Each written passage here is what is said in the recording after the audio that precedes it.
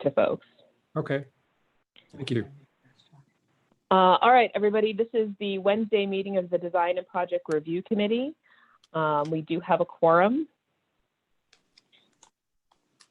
Is there a motion to suspend the rules? I will make a motion that we suspend the rules to allow member participation electronically or by telephone. Second. All right, Michael, please call the roll. Naiden, Aye. Hingham, Aye. Curtis, Biggs, Aye. Eckersberg,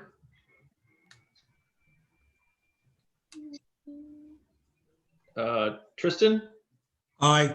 Unmuted. Jensen, Aye. Jones, Aye.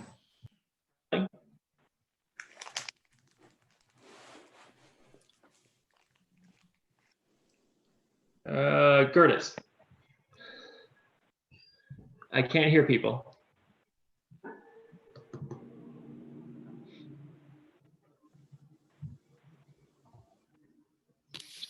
Ingrid?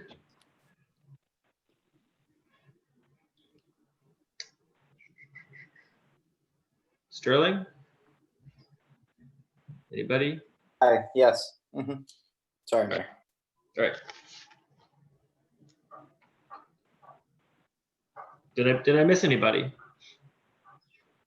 So it looks like Gary's having some issues. He's going to sign out and sign back in, but we can keep going here. We had the suspension was approved. So is there a motion to approve the meeting minutes of November 11th?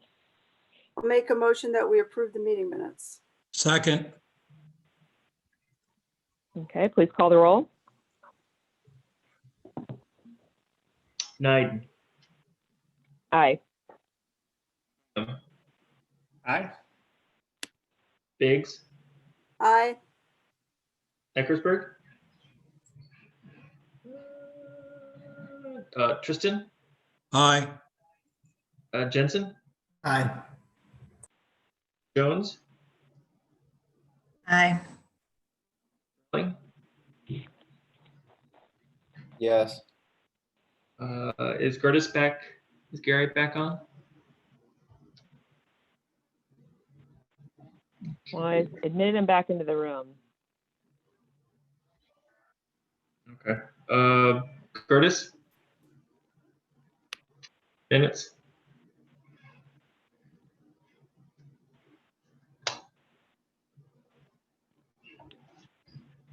Okay. Motion passes. Okay. All right. Are you good, Michael?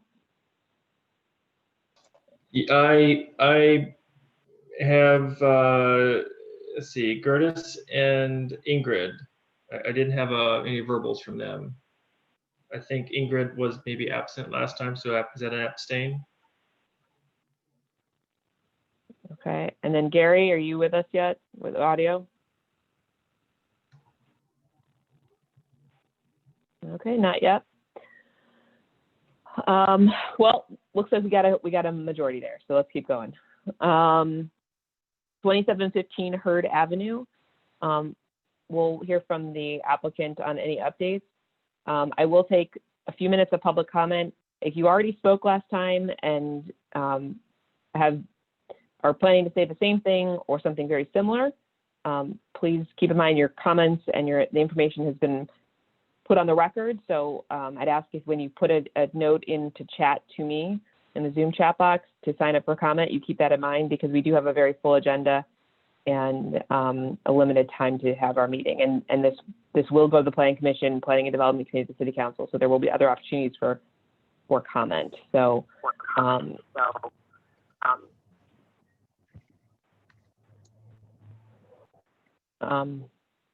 all right, let's keep going. If you have comments and you'd like to provide public comment, please put it in the chat box with your name and I'll call on you.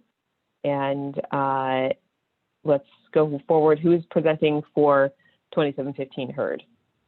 Hi, everybody. This is Chuck Marlis again. I'm the owner of Kenston Schools. Nice to see you all again. Thanks for forwarding us to the following week. We did present at last Wednesday's DAPR meeting. We did have another follow-up meeting with engineering yesterday, and we had an opportunity to discuss a lot of the issues, mainly parking and, impervious nature of the site, rooftop playground, other site improvements, other, community benefits and all that. So I'll just touch on some of those things, and then I'll continue to take any other questions that I have, and hopefully we can, I don't want to take up too much time because we did have last week as well, and I know you do have a full lineup behind us. So some of the things we did discuss with staff with regard to with traffic is that one of the things recommended to us was that we limit our egress out onto Hurd Street at the same time that Hurd is a one-way. So while we may allow our families and staff to come into the parking lot southbound into the parking lot during the hours of, I think it's 8:30 to 9:30 a.m. and 3 to 4 p.m., they will be required to utilize the alley and utilize the alley only at those 2 times. The rest of the time, they'll be asked to utilize Hurd for ingress and egress. We can do that a couple of different ways. We're not sure how it's best to do it. Definitely with signage and perhaps a gate back at the alley. We're also more than happy to, plow and maintain that portion of the alley that we'd be using, when the snow does fall. We will have snow cleaning crews coming to our school to do all our sidewalks, to do the driveway, to salt and such. And I'd be happy to have them do that section of the alley as they're doing the work for Kensington on our property. I'd like to note that if we do enter into that kind of agreement, we'd kind of be working on public property. And, I just want to make sure that we have, the authority to do so. And, there may be, and just for the homeowners that do live right behind there, just for their edification, there may be some times that there might be some snow up against their garage doors. It won't be in the alley, but there might be a little bit up against the garage doors. But I'd be happy to talk to each of those homeowners on a one-on-one basis. Some other things that we'd like to, that we talked about that we'd be happy to do is, providing speed bumps in that alley. There's been a lot of discussion about the alley being kind of a thoroughfare during those peak times of school drop-off and pickup. Kensington would be happy to offer speed bumps and a stop sign at the alley as well, because there's been some talk about moms and dads kind of coming down that alley pretty quickly during drop off and pickup and just kind of pulling out onto Park Place pretty quickly. So we'd be happy to make those kinds of amendments. Aside from traffic, we still, my traffic advisor, Michael Worthman, who wasn't able to be here tonight, with KLOA, did have a discussion with Evanston's traffic engineer, and they were, pretty much in a consensus that while traffic is pretty tight during that, half hour of overlap or 45 minutes of overlap, the rest of the time there really isn't much overlap. So with these measures in place, he felt, and the rest of those on the call, I think, felt that we were in pretty good shape. Moving on, we talked a little bit about the rooftop playground. There was some opportunity just to discuss, what that should look like. There's some community concern relative to its noise creation, its appearance. Michael, I sent you some images. If you could share them, I'd love to show them to all that are here. We do know that, the sound transmission would be less if up on a roof than if down at grade. If we were to have an at grade playground as we have in some of our other locations. And we do plan on significantly planting, trees and shrubs to not only screen for, any kind of visual sight of that rooftop play structure, but also we do know that would, help a lot with sound transmission. So we're planning on planting some trees that'll last year round up there, both, evergreen and deciduous. We talked a little bit more about, removing any of the sidewalks and, trying to make that site a little less hard. We agreed that kind of keeping the sidewalks where they are. There's that one sidewalk that is the sidewalk that comes off the south side of the building and extends over to the west sidewalk on Hurd, can be eliminated. So we'll be able to take that off the plan. And we also talked a little bit about having some of the sidewalks be permeable pavers. So we're going to explore that and see what that looks like. Aside from that, there was some other discussion regarding dumpster location. We feel fairly confident that the dumpster will be cleaned out, multiple times a week from the refuse company. That was the spot that staff engineering thought it could go. It was best placed there. We talked about the bike rack. We're going to move the bike rack up to the front entrance at Hurd, just so those that are utilizing bikes and that maybe have a child carrier in the back or any kind of appendage will have more space and it'd be more visible and it'd be closer to the front entrance as well. So it'll be on either side of that front entrance at Hurd. And I'm trying to think if anything else, if there's any really new developments. Nothing at this point, I think. I'm happy to continue to take any questions with regard to anything else on our plan that we have some concerns about, and take it from there. Any staff questions, Laura? I don't know if you, at least your staff was part of the meeting with the developer. Do you have any questions specifically? I don't think so. We did have a good discussion. I think we resolved a lot of the issues. I will say I like the idea of having the playground on the roof because it allows more of the site to just be maintained as green space, which I think is a benefit. And with the plantings, depending on how those go, and what kinds of species are used, I think there will be a really good sound dampening effect. So the immediate neighbors should not be nearly as impacted by noise, which seemed to be a concern of the residents. I also like the way that we did the traffic flow in and out of the parking lot. I think that was a good compromise. And by exiting into the alley, but allowing only right turns into the alley, the traffic in the alley, the section of the alley that has traffic, should be greatly reduced. And don't expect it to have that large of an impact for the block. So I think these were all good compromises. Any other staff comments or questions? Johanna, can you hear me now? I can hear you, Gary. Yay. Yay. Just on the rooftop noise, we also have an ordinance that limits mechanical equipment noise to 55 decibels. It does on these new projects.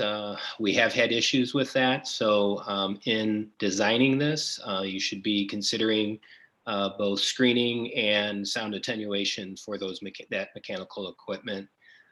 Just to note, this was part of our staff comments, early on, is that we do require a construction management plan for this project. It would detail the logistics and management of the project, and that we would need that prior to demolition activity starting.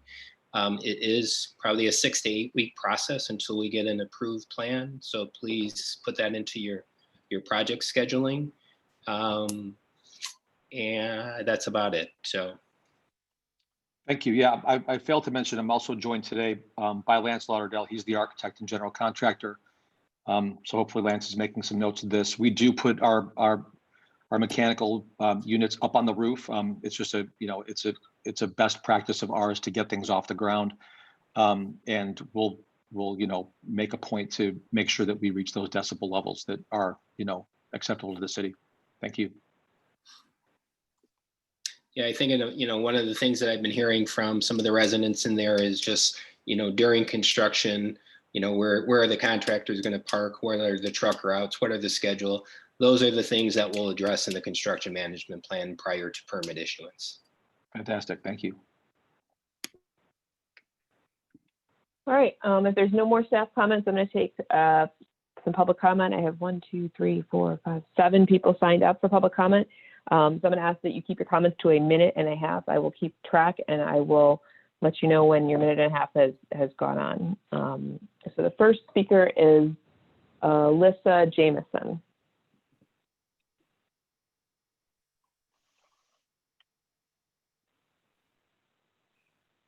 Is Elisa?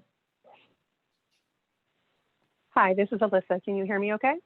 We can hear you. Great. Okay. So I just wanted to say thank you to the Evanston staff for sort of setting expectations about what is and not addressed in this meeting. I think we are still struggling because we are concerned about this project. And we want to make sure that our concerns are heard and addressed by Mr. Marlis, which he certainly has responded to some, but not all of the things that we are concerned about. So because public comment is allowed, we are taking this opportunity to talk through this. We've sent a letter to sort of echo the feelings of the immediate neighborhood, and this project has raised significant concerns for us. Ultimately, we believe that this development is unsuitable for the location that it's in. And it really is a business and not a school. And we think it's important to actually point that out. One that we're not even sure actually fits sort of the goals of the Evanston community based on a lot of the equity work that's been done and the tuition price tag that goes along with this business. Our letter, though, really kind of focuses on concerns around schoolgoer safety, traffic patterns. Just to note, District 65 spent a lot of money to actually reroute traffic, put out additional bump outs. Effectively, what we would be doing if this were to move forward was to effectively undo all of what District 65 did. We certainly understand that there needs to be something that goes there. We have concern that this particular project is incompatible with this site and would really adversely impact the immediate neighborhood. And we're really saying that we don't think it should be approved. As I said, traffic patterns, property values, quality of life, and really the families that live in this vicinity are really concerned about this project moving forward, really about its size in relation to the lot size. And we have, our objections are really sort of twofold, which I know I'm probably coming into 1.5 minutes. You're a little over 1.5 minutes, so I'll give you one more sentence. Okay, so I will just stop there and then yield to the next person on the list that I think will take us through farther down that list of concerns. Great, thank you. Next up, Adam Prager. Yeah, hi, this is Adam Prager. I live at 2720 Lincolnwood on the alley right behind the church. And I think as Alyssa said, there are probably about 75 residents who have grave concerns about this development. And while I think, we appreciate some of the items that are being addressed that we heard in this conversation, that pales compared to what would need to happen. This is incompatible, and what we heard is sort of rounding error. My understanding is that DAPR is all about reviewing proposed developments to make sure they're compatible with adjacent uses, in addition to looking at zoning, but really going beyond zoning. And the magnitude and the impact of what this will have on the surrounding area, the residents and others, is just significant. I and my company do a lot of work in cities around the country, and it's extremely rare, at least from my experience, to see a city that approves a special use and its problems on top of a special use and the problems, those problems that were fairly recently approved. In other words, the Willard expansion, the traffic patterns, the disruption, et cetera, that this neighborhood is already going through, still working with. As residents grapple with this, visitors are having a hard time figuring out the traffic patterns. And it can be kind of chaotic, especially in the shadow of an elementary school, to have to consider going through a version of this again in the same neighborhood on the exact same streets. Seems untenable. So, Mr. Prager, your time is up. So one more sentence. So it sounds like the city is encouraging Kensington to go down the alley instead. Narrow alley, blind spots, The city's already said that it doesn't maintain the alley, doesn't do snow removal. So basically, it sounds like you're saying we would entrust an outside business to ensure the safety of the residents and those that may have to access that alley. The other thing I'll mention is that the traffic study that Kensington has done, it seems inaccurate. It may be dated, and it doesn't even begin to take into account what's going to happen in the alley. So significant Thank you. adverse impact, undue traffic congestion, real safety risk. These are the very things that zoning code, special use. Mr. Prager, and please, are we supposed have to other be people to addressed. go, and we only have an hour to go So, here. So thank you very much for if your you have time. more, and if anybody, I don't want anyone to feel that they're cut off, but if you have more to say, please send us public comments, and we're happy to send them on to the Planning Commission and City Council. Adam, next this is up- this is Rick Aceves. Adam can have my time. That's fine. I don't have to comment. All right, Hey, Rick. Adam, you may have this another is- minute and a Rick, half. Rick, this is Adam. Thank you very much for that, but I'm done. So Rick, have at it. Okay. All right, I thought it was my turn anyway. Well, My- actually, Dennis DiCapri is next. He's Okay, next thank on the you. list. Hey, thanks for the opportunity to speak again. Oh, I must be, hang on one second.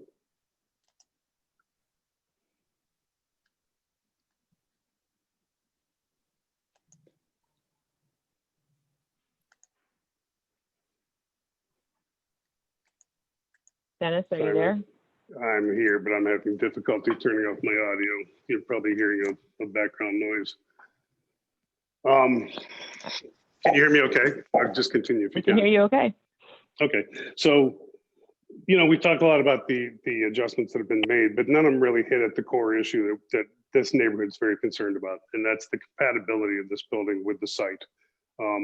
It's massively big, it's very tall, and if you take a look at the Evanston zoning ordinance, if you take a look at the Evanston comprehensive plan, I mean, one of the things they ask you to do is to make sure that the building is compatible both in height and mass for this particular site.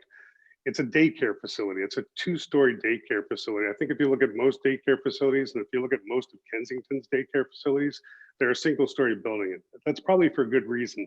You don't want to be bringing toddlers and infants and young children up to a 2nd floor. You certainly don't want to bring them up to a rooftop playground. I think the comment was made that it's great having the playground on the roof because it gives more green space, but look at this site plan. Where's the green space? There's no opportunity for it. That's the only reason the playground's up on the roof. If you take a look at all of the exceptions that are being asked for, they all speak to increases in the lot area, increase in the impervious site coverage, increases in the building height. They speak to the issue that this building is not appropriate for the site. It's oversized.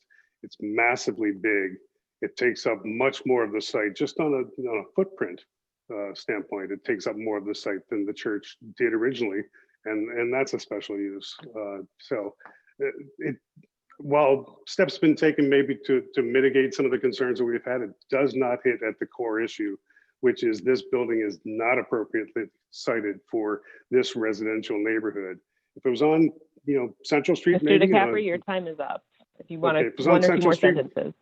On Central Street with a more commercial presence where you'd access it from a main street, we might be having a different conversation, but it's buried deep into a very residential neighborhood. And it's just not the right building for this site. Great, thank you. Next up, Rich, just to make clear, you were skipping. No, I was giving my time to Adam, but he didn't want it, so.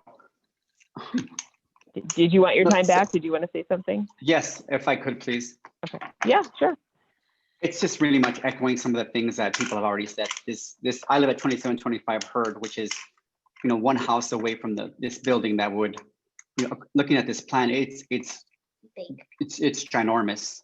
One thing with our community is that it has a community feel, but putting that another building across from the school doesn't make the most sense to me. I'm also wondering, has any consideration been done about, there's nothing about the sewers, because, every time it rains here, our street floods. And I don't see anything in there about the sewage. I just see it being more stress on our sewage now. And so, maybe has the Illinois Reclamation, the Water Association been contacted to find out about the impact it would have as far as on the environment. You know, because it's a giant, I can say, building. So those are just Sure. my, again, Rick, big our concerns. engineer, our city engineer can answer. So at the end of your comments, she can, if you'd like, she can address some of how this works with new development. And we have stormwater ordinance that manages this. Well, thank you so much. Those are my big concerns. Like everyone's pretty much already has echoed some of my same feelings here. So, Laura, do you want to give a stormwater 101 real quick cocktail level conversation for how we manage stormwater in Evanston and how we have a lot of restrictions? Literally. Sure, absolutely. So between 1985 and 2010, the city invested $210 million into the sewer system. What they did is they built a separate sewer system, which is not purely a stormwater system. It's still considered a combined system that helps mitigate the impact of large rainstorms and carries water to the MWRD separately.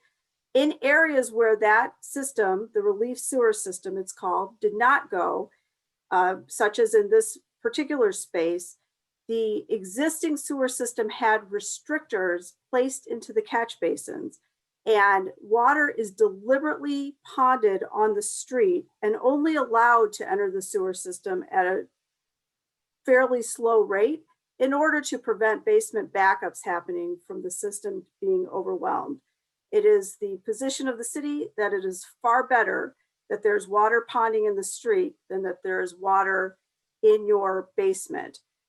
Whether this building is built or not built will have zero impact on whether the street floods. It is intended that the street could flood for up to 4 hours following the end of the rainstorm, and that is within the design parameter of the sewer system operating properly. Now, this building, because it is a commercial building, will need to comply with the city's stormwater control ordinance, which means that they have to retain their stormwater on site and release it at that same very slow rate into the sewer system that will prevent the sewer system from being overwhelmed. So the building going in here has no impact on the performance of the sewer system, as the sewer system is protected by restriction. And it will also have no impact on the street flooding.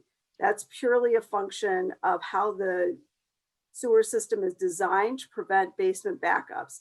This is similar to what a lot of communities use, including Chicago and Skokie, and is considered a pretty innovative but standard way of managing stormwater when you don't want to build an exorbitantly large sewer system.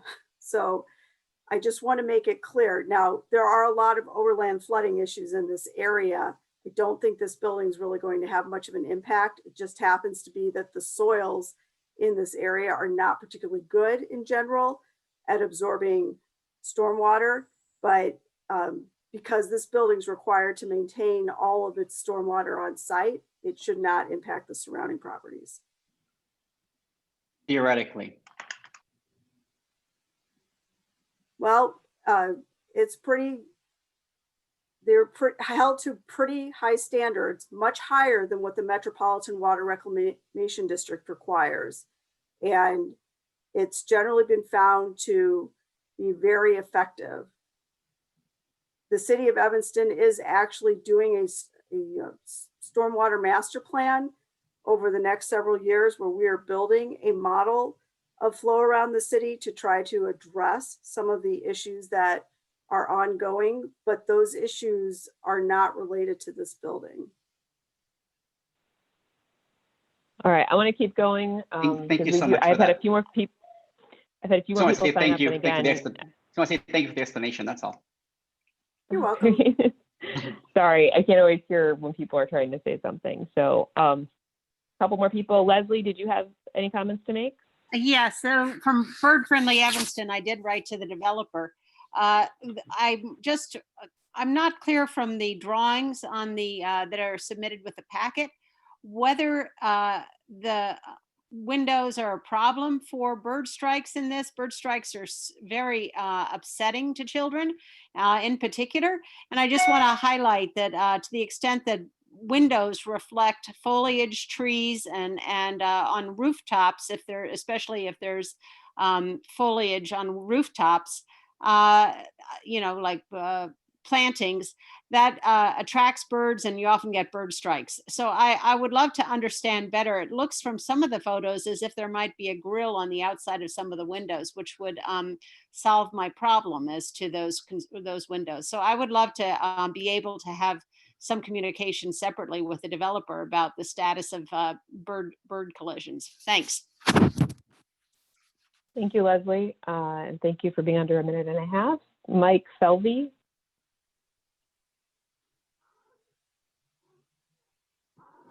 Yes, thank you, Joanne. I may give my time to Alyssa here. She seemed to be cut short a little bit because most of my comments have been stated, and I won't restate them. It just seems entirely premature to be considering design and planning allowances to a commercial for-profit business that is ill-fitting and shouldn't be put into a residential neighborhood in the very first place. I almost found it laughable to think that one was going to use a small alley for commercial purposes for a for-profit business, as opposed to the residential contractors and service providers, the city, trucks that go through the alleys commonly, and the fact that kids play in the alley. So it just seems entirely to be an ill-advised project.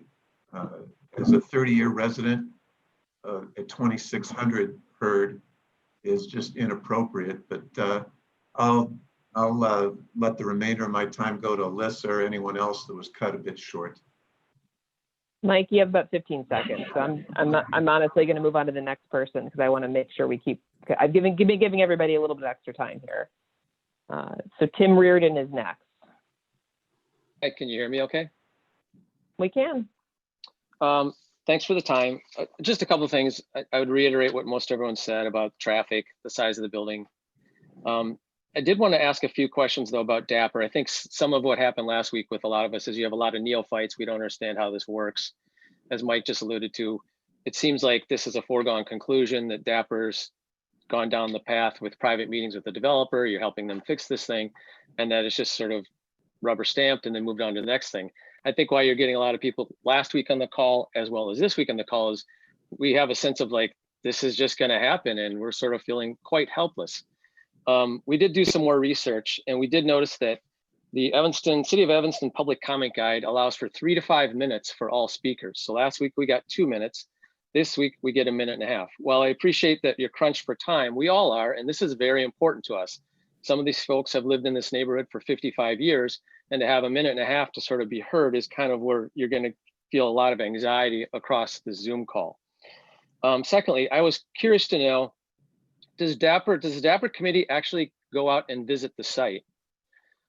Is that it? Just a yes or no? Do you visit the site, or do you just look at plans?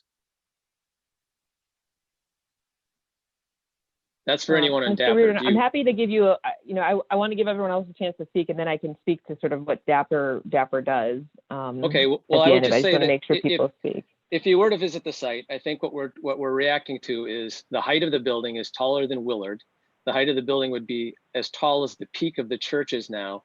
The setback of 15 feet on the west side, when all the homes north of that are at least 25 feet setback, as well as a 27-foot setback on the Park Place side, is encroaching on what is going to be a completely suffocating presence. So if you were to visit the site and see the trees they're going to take down, to see the actual footprint of the current building, and then walk off and imagine the new building 40 feet tall with the thing on top, you get a sense of what we're all sort of up in arms about. The last comment I'll make is the right turn alley sounds great, but I guarantee if you look at the plot that's up on the screen now, that looks great on a piece of paper. But what people will do, inevitably, I guarantee it, is when they're going to come to drop their kid off, if you're telling them to exit on Hurd during those high times, they're going to come in from Park Place, go north up the alley, and enter that what should be a south exit only.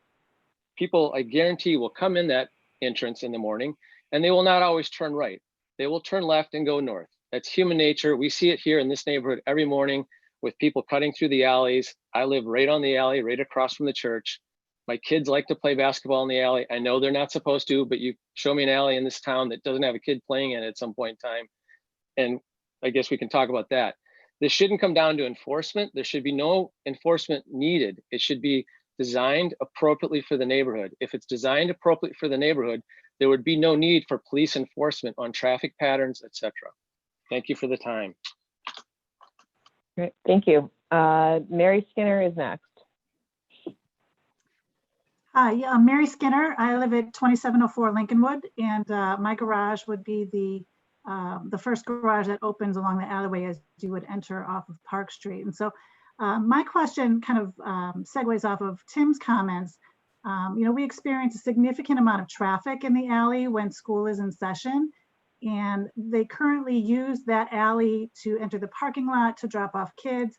It's kind of an easy thoroughfare. So when Principal Michael redesigned the traffic patterns, I might express my concerns, and the city put up signs for no through traffic.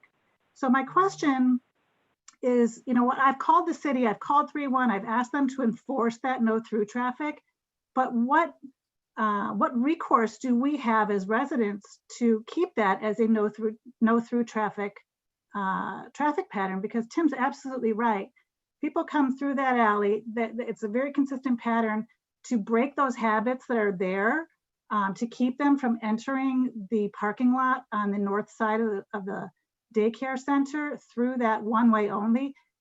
I guarantee you, unless you have a blue and white, which I have previously requested be present and been denied, it will not be enforced, and it's very problematic. So my questions are around that. How do you enforce that, and how have you established the traffic pattern that this is not going to increase the traffic, not only in the alley, but on Hurd and in the whole surrounding neighborhood? Just looking at this blueprint, it's a tremendous amount of cement.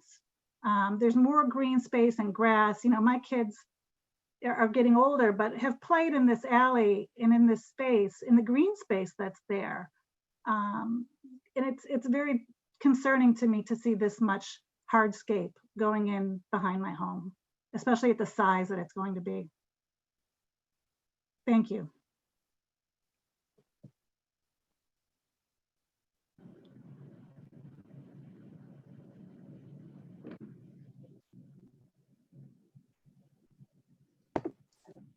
We can't hear you if you're talking. Sorry, I'm looking for the next speaker. I lost it. Can you answer those questions though about how that no through traffic is? So just so everybody knows, generally when there's public comment, we don't necessarily respond to it, because sometimes we're not looking to, I mean, I recognize that some of these are yes or no questions. And I was going to speak a little generally about Dapper so people could understand what our focus is and what our purpose is, and how we function as city staff in the process.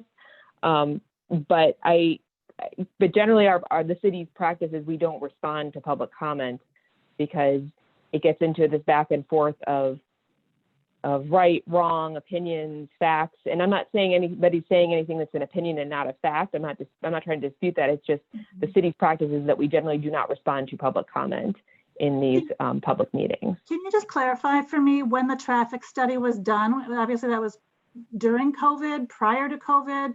At what point in time was this traffic study done? And I'm troubled by how you don't anticipate this being a bigger issue. Sure. So it looks like that we're pulling up the traffic study right now. I'll tell you what, I do want to, I have a really full agenda, and I'm not trying to put, it sounds like what I'm hearing here is I think there's some more concern that could either be addressed by an additional neighborhood meeting, or maybe an offline conversation with staff and the developer applicant that could get to some of these questions. Because I have a few more comments at the end of this that I want to make about this project. I haven't said anything yet, but I want to make sure that everyone understands that this isn't the be all end all of this is just a staff recommendation at the end of the day. There's more process to go here. Okay, thank you. So Helen, are you there? Helen, there's somebody named Helen who would like to speak. Okay, moving Okay, on. can you hear me? If you're Helen, we can hear you.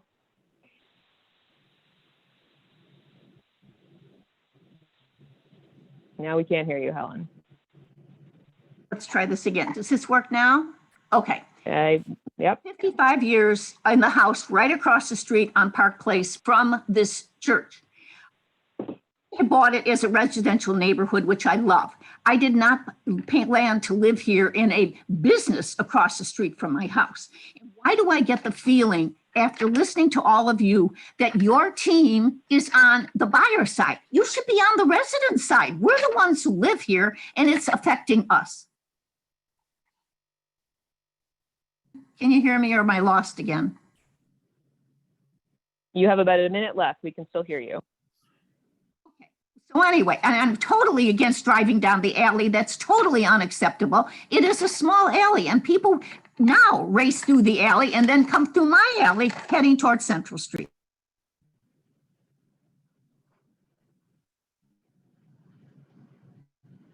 Thank you. All right, thank you, Helen. And then I had a question from LP Prager. Yes, hi, this is Linda Prager. Thank you for a few minutes. I just wanted to comment that, Ms. Knighton, your comments and those of the developer at the beginning of this session suggest that you're already way down the road with this and it seems like ready to advance it. So perhaps the neighbors group and Ms. Knighton, maybe this is what you were suggesting, need a little more clarity on the next steps in the process. You know, right in front of us right now, though, we have a traffic study dated October 2020, which is problematic since traffic patterns are very different than they would be when school is actually in session. So, so it seems like there are a number of considerations that really need to be taken more seriously. The minor adjustments the developer laid out today seems like at this point, you're ready to call this a go. And I think that's why you're hearing a bit of agitation from the neighbors who have just recently been brought into this. So if you could give us, if perhaps you're planning, just a little more detail on where this goes next and ultimately at what phase a decision is made. Will these, you know, the series of issues raised by neighbors that really go to the specifics of the zoning code, when will those be truly considered? Thank you very much for the time. Sure. Okay. So I don't see anybody else with questions, so I'm going to close public comment. So a couple of things. One, I don't know if I mentioned this at the last meeting, and I'm sorry I wasn't able to attend this agenda item because I always have to leave these meetings at 4 o'clock. But does that actually? I'm going to stop the sharing right now. So the way this works is, you know, Design and Project Review Committee is effective. In a lot of other communities, we have meetings, staff meets with applicants, they review projects, engineers give their feedback, the planners give their feedback, and it usually advances to some kind of committee, a zoning committee, a plan commission, a board, or a city council. But in Evanston, in our uniqueness, we have this particular staff meeting is essentially a public meeting. So we solicit feedback from the public, we get feedback. Certainly, many of us are Evanston residents. We visit the site, all the sites before DAPR. We're familiar with the sites. We've worked on properties or projects in the vicinity of everything. Evanston's 8 square miles, so it's relatively easy to visit all of these sites and be aware of the issues. And certainly staff talks to one another about different projects in advance. This isn't the first time, you know, we didn't start looking at this last week. Applications, there's a comment period that we provide written feedback in advance of Design and Project Review Committee to the developer, and generally for any plan development, an alderman hosts a neighborhood meeting. So the neighbors and residents or businesses in the vicinity of any project can review or see the project before it comes to Design and Project Review Committee. So Design and Project Review Committee is a way for people to get the technical feedback, not only as applicants, but as residents or other stakeholders in the vicinity to hear staff's feedback on things. We don't necessarily comment on or give feedback on particular matters related to that are the non-technical aspects. So certainly we look at standards for zoning, for special use, for variances. We look at other technical aspects, building code, fire safety, as the city engineer mentioned, Laura Biggs, things that relate to stormwater management. Those are the types of things that we review. So, and I believe there was a comment about 3 to 5 minutes. The guide is a guide. It says generally they're allowed in terms of public comment, but given the volume of our agenda items, we usually stick to 1.5 minutes and to 2 minutes for public comment. And I want to make sure everyone gets a voice, but I certainly couldn't let 10 people do 5 minutes each. That's why I suggest some of the written comments come in, because we can send those along to the Plan Commission. So the next step for this particular project is that it will travel to the Plan Commission and they will review it. And then from there, it would travel to the City Council's Planning and Development Committee, which is a committee that meets before a regularly scheduled City Council meeting. Something, I would share projects, and I think this is a point of frustration, and many of us observe this. Staff doesn't have the ability to stop a project. The Plan Commission doesn't have an ability to stop a project. The City Council, that your elected officials that in our democracy make the decisions about whether a project is approved or not. That power does not rest with staff or an appointed body, and that's the way that works, and that is a process that is present here in Evanston. But I think we certainly recognize that there are some concerns about the alley. I was only here for a few minutes at the last meeting. I don't like the use of the alley. I certainly recognize that childcare is an allowed use in a residential district, but this is a pretty intense use for that. So I do not like the use of the alley to circulate traffic. I think that is problematic, and I don't like that planning. And one challenge we have with schools is that the city of Evanston has no oversight over schools. So any decisions for schools to expand or add or do any construction projects does not come under the city's jurisdiction. Our building official, our plan reviewers, our staff, we don't look at these things. It's all through and Gary, correct me if I'm wrong, it's the Department of Education in the state, right? Yeah, correct. We have no oversight for public schools. Right.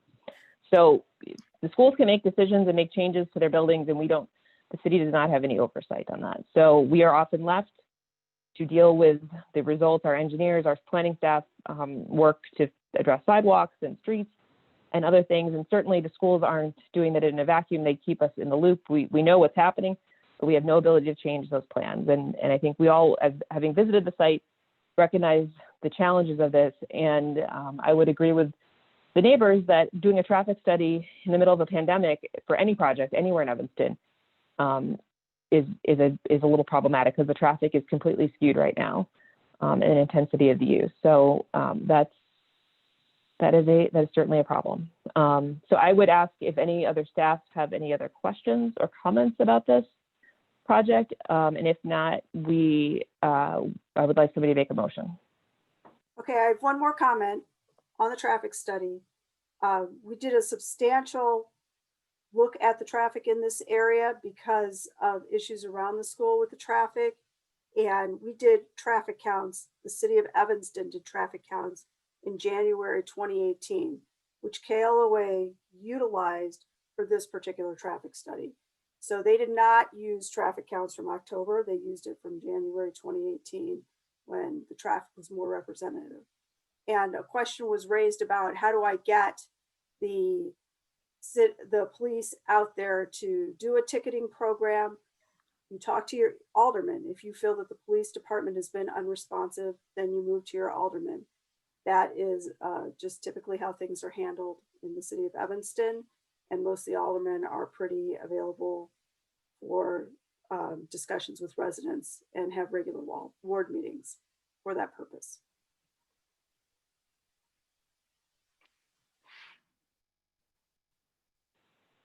Is there a motion? I will make a motion for a positive recommendation to the Plan Commission. I'll second. Is there a sec? Okay, Gary seconding. Michael, please call the roll.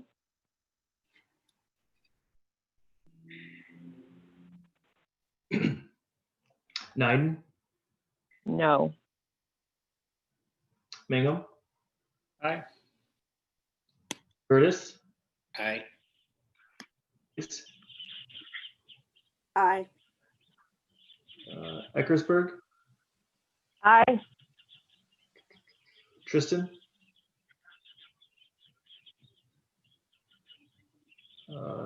Jensen, Aye.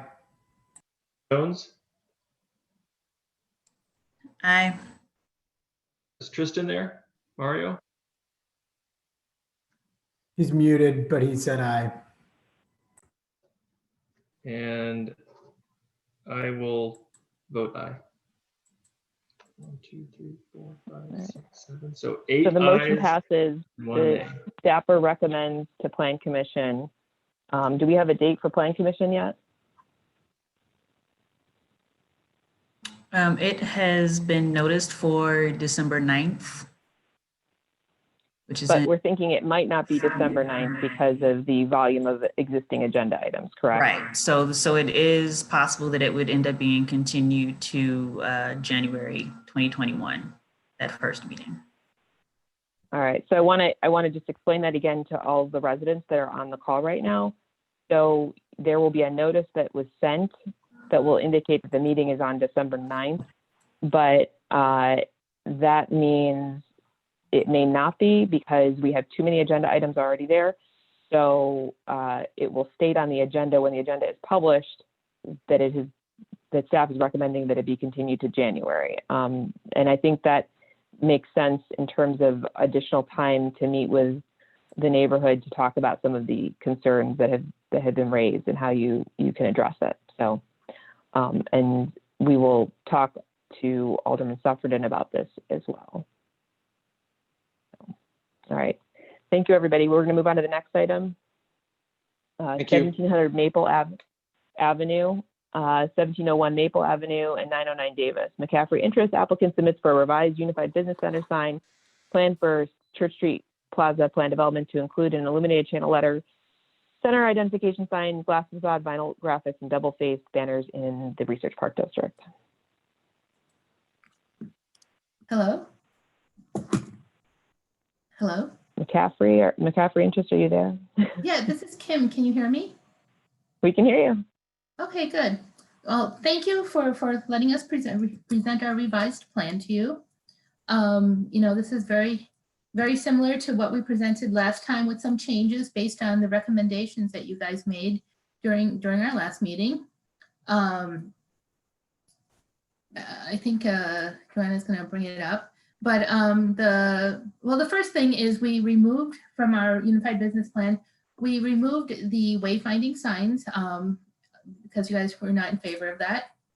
And then for the corner signage on the corner of Clark and Maple, you know, we want to cover or put some kind of signage on the corner there. And one of the comments that was made during our last call was that it was a little bit confusing because all it did was say Church Street, but was on the corner of Clark and Maple.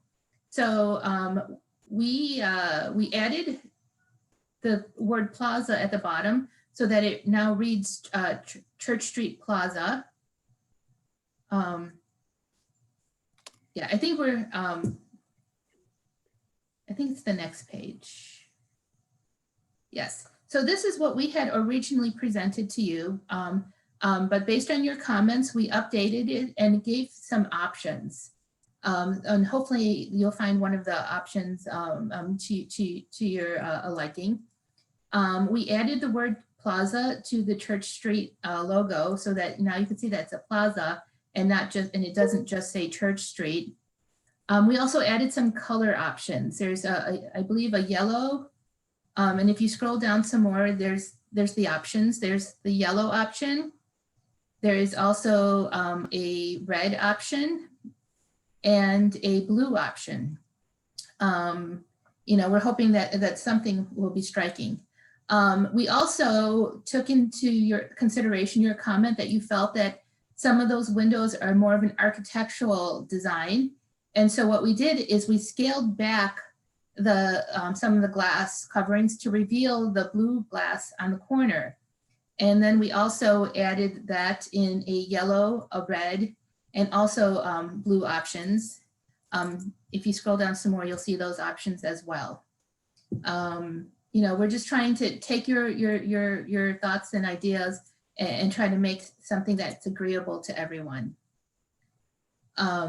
We also, well, we didn't make any changes to double-faced banners, which I don't think anybody found disagreeable. You just didn't want to approve them until you saw updated windows glass signage for the corner. And then lastly, since the wayfinding signs were not approved, we thought we would, one of our ideas was to change the bike racks that are currently existing to a branded Church Street Plaza bike rack. Yeah, see, these are, as you're scrolling, these are some of the options for not covering the entire corner window with different color options that might be agreeable to. And then if you scroll down some more, the last option, or these are the double-sided banners, and then there's the bike racks. Currently, there are several bike racks existing on around Church Street Plaza, and what we'd like to do is replace them with these, either the red or the black bike racks that is more branded to tie together the three buildings that comprise of Church Street Plaza, to brand them and to let people know that, you know, this is a center, it's not just a single building. In addition, you know, we just found out that I guess Lyft is extending their electric bike program, but they're changing it so that they have to be chained to a bike rack when they're done. And so this would provide space for that project that's also going on. And so this is our updated presentation based on comments and you know, ideas that you guys presented to us during our last presentation. We're hoping you'll find it more agreeable. Great, thank you. Gary, any comments or feedback? You've been reviewing this the entire time. Yeah, they just as far as the bike racks, you know, it's not a sign, so it's not applicable to a UBC, but I did feel it was appropriate for DAPR review, so we left it in the packet. I think the final version of this would not include the bike racks, but if DAPR is favorable, you know, we can discuss that, you know, just for so the applicant has direction on those. Can I comment on the bike racks? Yeah. So I was just curious from a staff perspective if Jessica or Scott had taken a look at these, and my you know, as a cyclist, I prefer not to have bike racks like this that have something in the middle, right, of where I'm sliding my bike into. And so if there's a different, but I don't know if you know, we've typically had as a standard just the upside down U or the curved U, and those are much easier to, in my opinion, to lock multiple bikes to. So there is a different way to brand the bike racks. I would be more in favor of those.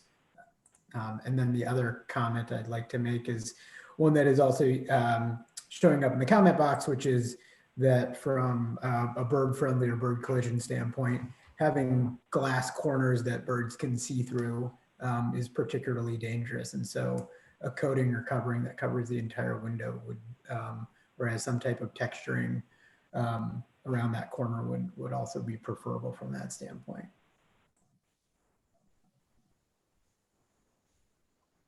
There's a couple comments. Agree with Kumar on the bike racks there, that often branded bike racks or bike racks that have something outside of the standard U shape are not as functional.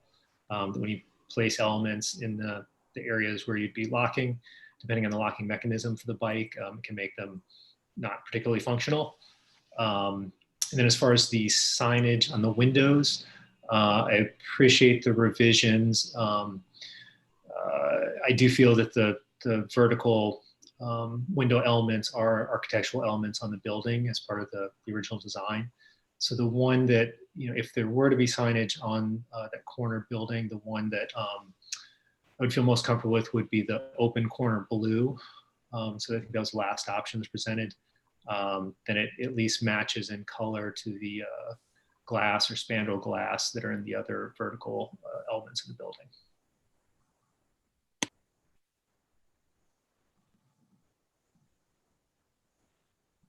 Other comments or questions? I have a comment, based on the information that Leslie and Kumar are giving, I would have to side on the more detailed covering of the entire windows with the Church Street Plaza signage. And I appreciate the way that Plaza's been integrated into the signage to reduce the confusion about Church Street. But it seems like a compromise then may be, to Scott's point, to have the signage using the blue signage that more matches the window coloring already, maybe the compromise that allows the architectural element to be closer to what was the original design intent while providing the safety for birds. And then, I'm sorry, go ahead. I can make my next. McCaffrey can clarify, but I believe that corner element now, I don't think those are transparent windows now. I think those are theaters behind there. So I don't think there's anything that humans or birds would be able to see into now. So I think it's just spandrel glass there currently.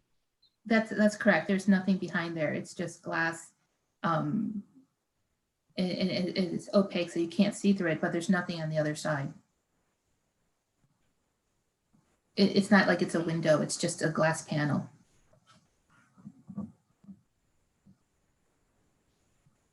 Other question I had is, where were the bike racks intended to go specifically? They're just going to replace the ones that are currently existing. There's, I believe that if I'm not, we have a drawing that we can provide that shows where all the current existing ones are, but I believe there's like 4 of them in front of the center of the street by in front of World Market.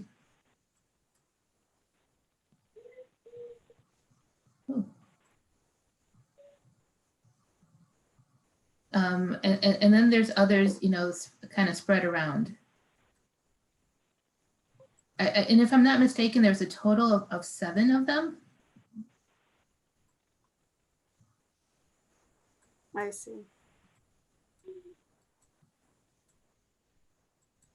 I would also just say on the bike racks, and I'm struggling to find this for just the staff reference, what the dimensions of our standard bike racks are that we install. I would just want to make sure that these were not skinnier, since that can also be an issue for bikes. So let's do this. Let's put the bike rack issue kind of separate.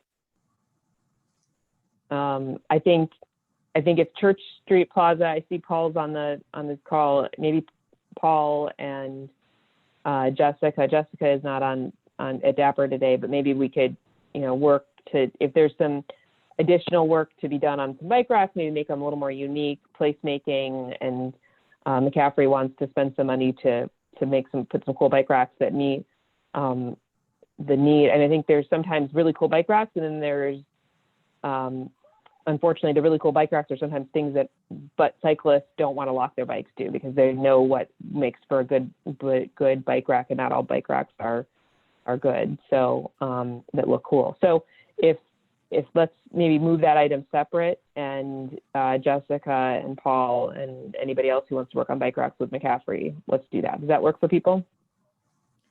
That'd be great. We're open to changing and redesigning it. This was our first go at trying to do something that would work, but we're certainly open to creating a better bike rack. Great. Okay. Wonderful. Well, Jessica, this is Jessica's lucky day. She will get a project that when she didn't have any say over it. The kind of projects we love. So are there any more comments about the signage? I guess my only comment is that they have presented a number of options here. I personally am comfortable with all of the options. I don't really have a concern, but it feels as if some people do. And are we going to provide better direction if we move forward with approving it? Yeah. So I think let's, if there's somebody who would like to make a motion, I think my feedback on the sign, on the three different color options or signage, you know, the corner signage, full coverage blue is probably of all of the signs the one I gravitate towards the most, but certainly I don't want to get into the business of like making comments about color. As long as we're not going to be worried about there being any kind of gap between the sign and the glass and a potential bird strike in that corner. And then that there's not confusion, you know, I'm just concerned that there will be confusion. Church Street Plaza could be a street. I don't know. I mean, it's still, the comments I had before still sort of exist.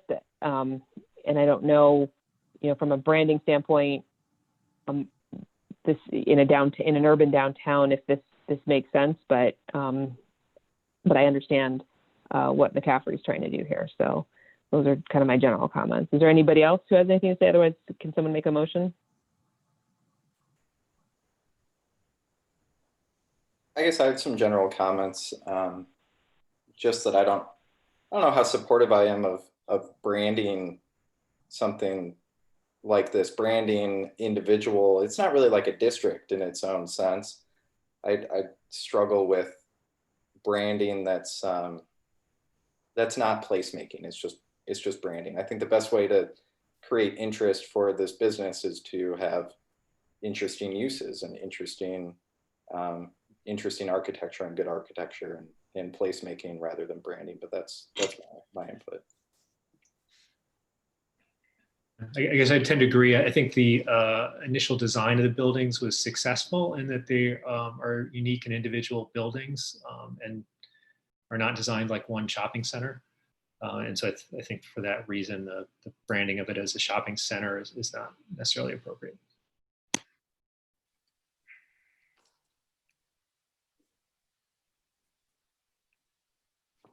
All right, is there a motion? I'll make a motion for a positive recommendation on the preliminary and final review for utilizing the full coverage blue corner signage and the remainder of the signage package minus the bike racks. I will second that. All right, Michael, please call the roll.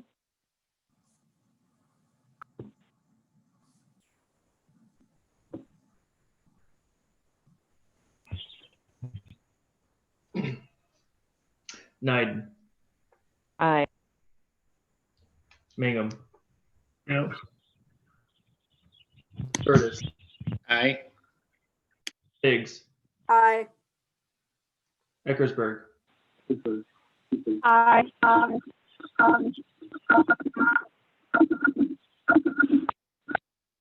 Tristan. Aye. Aye. Jensen. Aye. Jones. Aye. Sterling. No.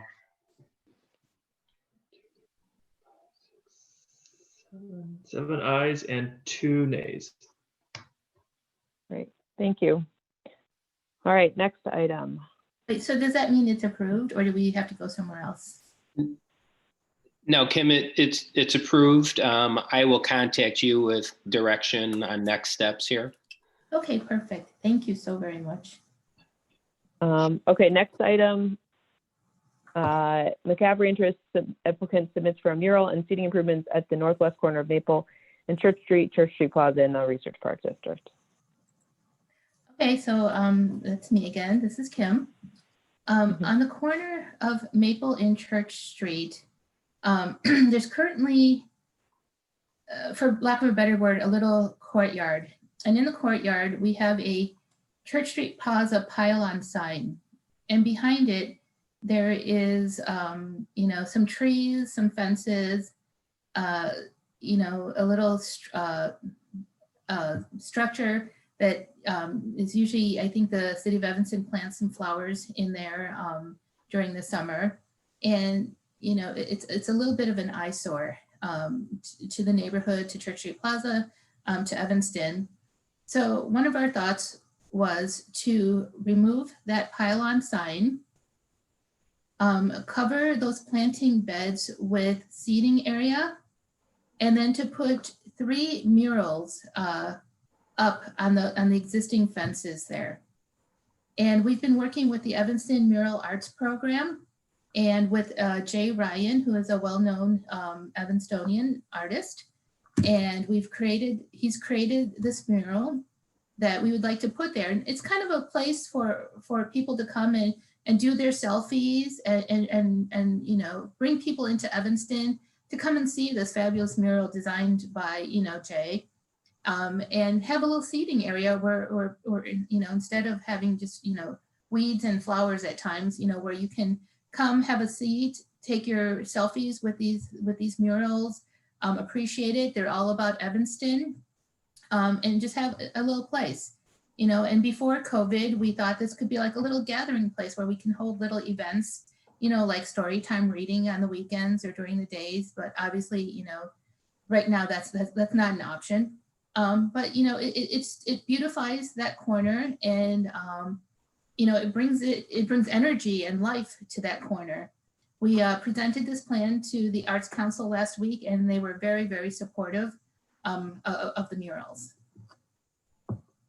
And so we are requesting your approval to move forward with this plan. And this is Mike Mormouth. I'm a colleague of Kim's with Church Street Plaza. I just want to clarify, in addition to the signage package we just reviewed, it's Church Street Plaza's full intention to remove the pylon sign. Again, that was sort of part of our signage efforts. We will be removing that sign. So we realize in removal of that sign, we've thus opened up this corner. We realize it is city property, and the property, Church Street ownership is will take full responsibility of this corner as far as maintenance and snow removal goes. You know, even beyond this first refresh and installation of the wood, we would ongoing take care of the landscaping and the maintenance work that would be needed at that corner. Great. Any comments or questions from staff? Just yet, as Kim stated, this did go before the Arts Council and did receive support. There were comments about possibly adding some lighting to the murals, and then there's concern that they use durable material and how it was fastened, and those types of items we can go over. Yeah, certainly after our meeting with the Arts Council last week, we did make some changes that they suggested. One of the members suggested that we change some of the colors of the characters, which Jay did do. And also we are looking and getting pricing and looking into options for either uplighting or downlighting over the murals. And we are also investigating, you know, something other than, you know, vinyl to make this a little bit longer lasting. So, you know, based on their advice, we are looking into these other options. And we're happy to share that the revised mural panels as well. We just received the revisions yesterday, so we can certainly compile that in a similar presentation after this. When the pylon sign is removed, the brickwork is going to need to be repaired somehow in a way that's consistent with the existing design. Yes, certainly we agree with that. We've asked Brightview, who is our landscaper, who I also think works with the city of Evanston, to see what they can do to make it a clean, seamless look after the pylon sign is removed.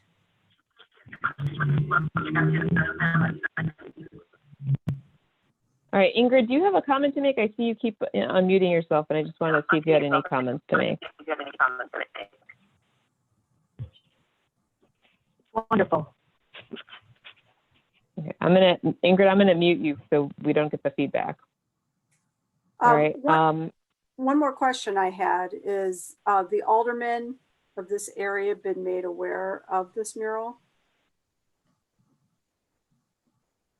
I believe he has been. I'm going to have to ask Gary if he sent it to the alderman's office. I did not send it to the alderman's office. This was kind of fast moving, and we got it over to the Arts Council. So we can do that, though. We can notify the alderman of the proposal. And the alderman was sent the Dapper packet when that was released last week. So thanks, Scott. And just a couple of quick comments. Full disclosure, the artist is a neighbor of mine. But also aside from that, I'd say that additional seating with the seat wall area there, I think is beneficial. I know some public seating has been removed from this immediate area in recent years, so I think that would be beneficial as well.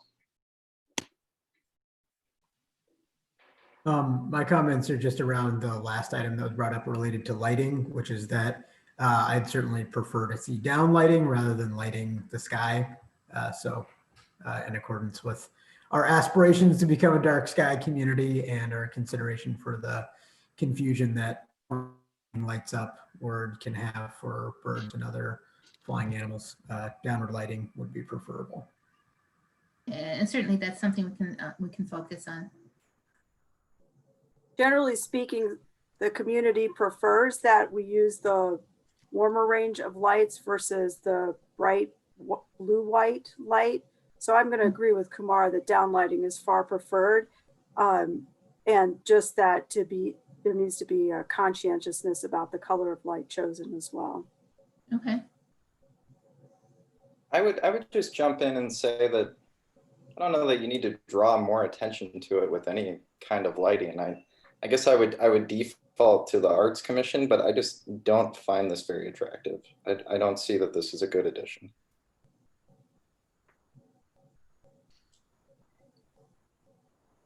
All right. Any further comments or questions?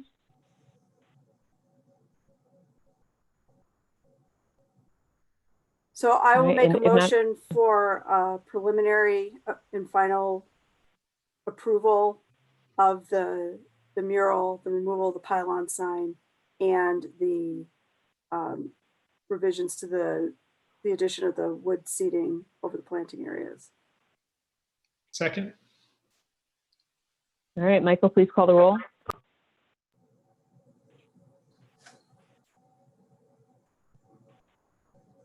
Knighton. Aye. Aye. Gertis. Aye. Higgs. Aye. Eckersberg. Aye. Tristan.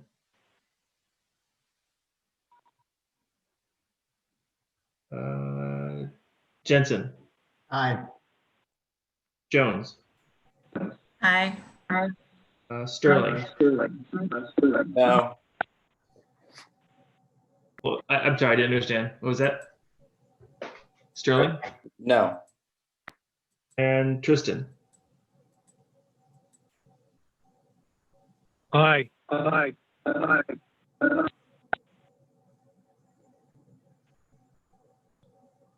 8 in favor and 1 nay. Okay, great, thank you. Motion passes. All right, so there's 2 more items left. I have to leave for another meeting. Scott is going to take over as chair, and I have provided my comments to him on these matters. So I will see you all later. Thank you. Great, thank you. So 1613 Central Street, Mustards. Is there someone here that would like to speak to the proposal?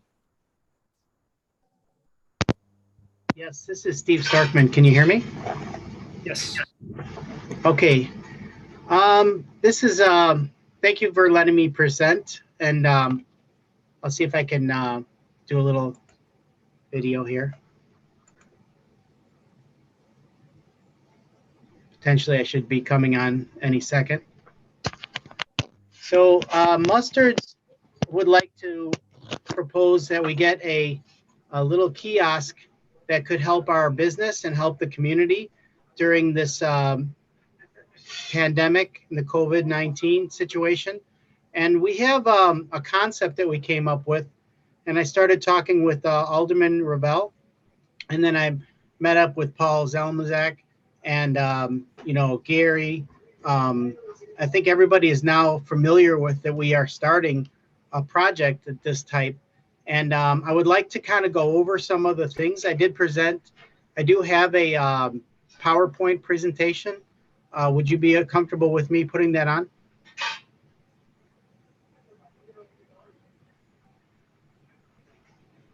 You should have permission to share your screen, so feel free to go ahead and share and share Okay. that.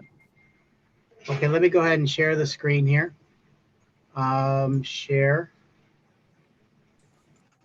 And let me know when you can see that. Do you have that on your screen now? Not yet, no. No, you're not sharing. Okay, let me check into that. Share, share entire screen, share. Okay, 1 second.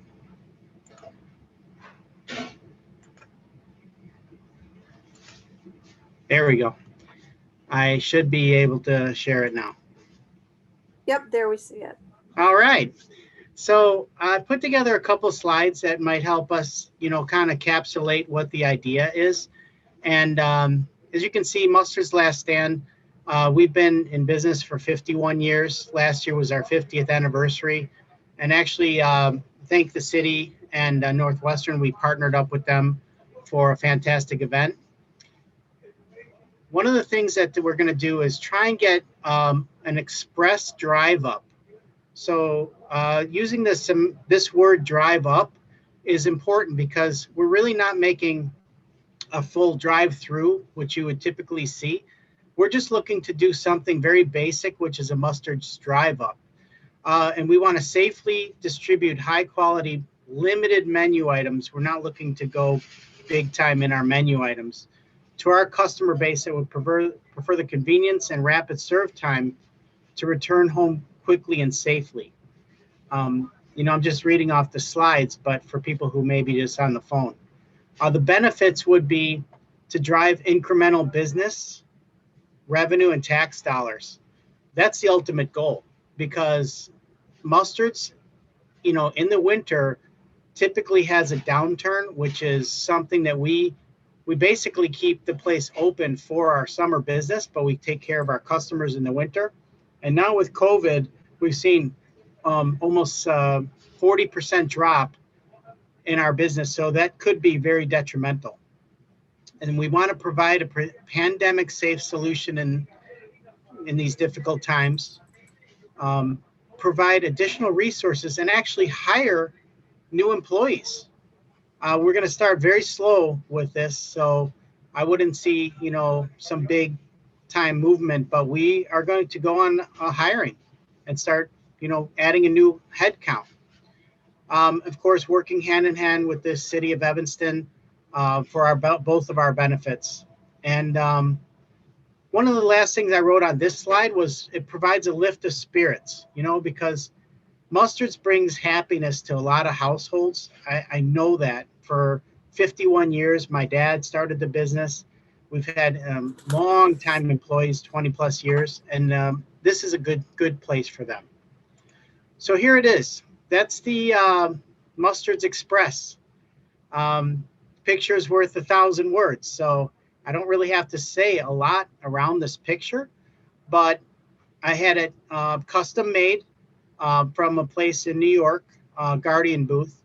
I had those wraps in our colors, and I'll tell you something at the end, but we want to establish this in 2020 as our drive up. So the configurations, you already have that on a slide that we sent in earlier, but there are 2 locations that we had identified that would work for our property, and they're shown on the screen right here. As you can see, I don't know if you're seeing my pointer, probably not, but there's a big alleyway that doesn't interfere if a car is pulled up to the drive up. That is as much as you would need. I mean, large trucks can get through there if necessary. fire department, everyone. So there's the two configurations, and you can see on the map where we drew it. Okay, and then the spec sheet, this was asked to be provided. It's basically 4x4 and about 8 feet tall, and it's on wheels, so it's movable, and it plugs into a regular extension cord for power. It also has like heat in there and air conditioning. So basically, it's like a guard booth, but for this instance, it's a solution for our winter business and COVID. Okay, and then we also sent it. I sent it directly from New York to a boat cover manufacturer up in Wisconsin to have covers made, because when something that looks like this is sitting out in the open, it could be subject to damage, graffiti, different things. So I had spent additional money to have covers made that would really, protect it when it's not in use, and really make a good look for our, our booth, the kiosk, and then it blends really well with our property. So the last slide, I did look this up, and 57% of customers prefer to use a drive up during the COVID-19 pandemic. 57%. So the people getting out of their cars, going, touching door handles, coming inside, risking being close to other people. This is really resonating in their mind. They love the fact that they drive in their private vehicle and get their items and then keep moving. Okay. Our reputation for quality is 51 years and going strong. And then it's a goodwill, because if this, comes to fruition, you give me a temporary permit for this, it will show that the city of Evanston and the local businesses are partnering up to try and make solutions. And I really want to be on the forefront of that. I've always been a forward thinker, and I knew this was an absolute must, especially for right now. And, it's a win-win-win. Customers will win, City of Evanston win, Mustards wins. And the last comment I have is, if you guys could please approve both the site plans, so I'm not pigeonholed or locked into one, because I want to really make sure which one works the best. And so since we're at this planning meeting, that's why I'd like to request that. So that's my presentation. I just either open it up to you or turn it back to you, whichever you prefer. Thank you for the presentation, Steve. I had maybe a couple questions, and then see if other members might have questions as well. So functionally, how would this work? Is this a customer calling in an order, and then you bringing it out, or having the order ready in the booth for them to show up, or are they making the order once they arrive at the site? How does that work? So it's truly a new concept. So as far as this goes, what we would like to do is do a Mustards Express, where it's a very quick, fast, pull up, hot dog, chip, and drink to start. And they will be able to move through the line within 3 to 5 minutes. So just something real basic right there. That's just our opening, because I'll be working with, Ellen at the health department. I've already been working with her. So this is just a concept, just a quick express drive up at this point. So customers will be placing an order once they arrive at Mustards, is that correct? Yeah, the concept is, as of right now, that this is convenience for people who want to grab a quick hot dog, chips, and drink and keep going back to their destination. That's the concept now. It could evolve. We may do things in the future, but we just want to start it with something basic. Okay, and so those food items, would they be kept in the booth? Yes. I've already sent over to Ellen the device that brings the temperature up and the food to the above the normal 140. And really, that's the only cooked item is the hot dog. It's a very safe food. You can believe it or not, you could eat them raw because they're pre-cooked. And then the condiments, and that's just a very basic thing. And then the bottle of pop and a chip, which doesn't have any, you just hand it. That's the concept. Okay, and then you'd be taking payment, cash payment or credit card payment? So this is the part where I'm still in decision making. I think I'm going to do credit card only, but I won't firm up on that because I want to keep my employees safe. And, you know, if they're out in the booth, you know, cash can be something that can be risky. It's not just a matter of the, you know, transferring and the hand washing. I get that. I'll get that down pat, but I haven't decided. But so far I'm leaning toward credit card only and a touchless one where we don't even have to touch their credit card. They just swipe it or insert it. All right, and then you said this would be temporary. What dates are you proposing? So, and obviously the temporary meaning like the application that I was given, I drew up was 180 days. So we would, you know, max out that. So yeah, just to the, we would be permitting this as a temporary structure, and code does allow for temporary structures for a 180-day period. They can request an extension after that period. It would have to go through the building manager. Thank you, Gary.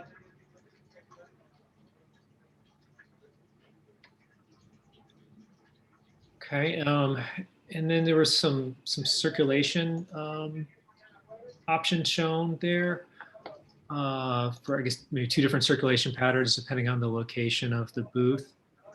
I guess the one where you show circulation going through the parking area that is to the north of the building. I guess I kind of have concern if vehicles will really be able to make that maneuver in that tight space, particularly with there being utility poles in the alley there and a guy wire. Yeah, so we have 2 concepted places. See, the thing is with the drive up, it has to be the left side of a car where the driver interacts, right? So our property has challenges, but we figured out that there were 2 locations that we could go with. The number 1 location would be the one closest to our building. It keeps our employees safest, and it allows for basically the full length of the alley for cars to go by. And I can at least minimum get 3 cars if it backs up, minimum 3, without having any impact to my parking spots. Definitely not to the alley. There's still no impact to the alley. But I mean, it could go even more. But, you know, I range my numbers at 3 because we don't think this is going to be a long wait process for people to get their item and move on. Okay, I'll defer to our engineering staff on those, but this maneuver that's shown here in the yellow, it looks very tight to make that maneuver without having to back up and forward to me.